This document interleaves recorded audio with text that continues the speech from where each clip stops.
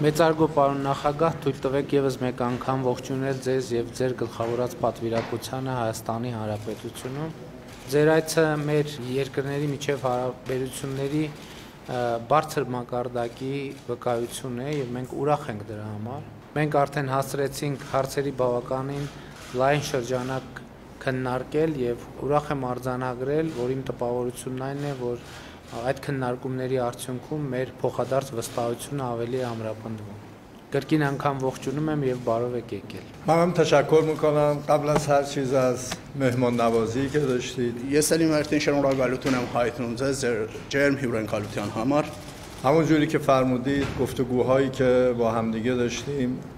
بسیار سازنده بود و توافقاتی که صورت خواهد گرفت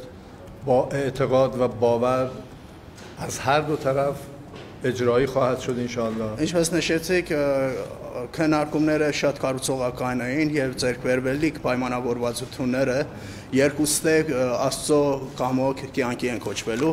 روابط ما یک روابط صمیمی، طولانی و تاریخی است و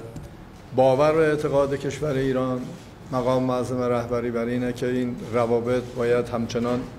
قوی‌تر در تمام زمینه‌ها توسعه پیدا بکنه. Մեր հարաբերությունները պատմական են, շատ մետերիմ եւ մեր երկրի նաեւ մեր գերագույն գլխավոր առաջնորդի համոզմունքը այն է, որ այդ հարաբերությունները պետք է լինեն շարունակական եւ օր-օրի զարգանան։ ما تمامیت ارضی ارمنستان رو همیشه بهش تأکید کردیم و هیچ گونه نقص و یا کوتاهی در این روند رو و یا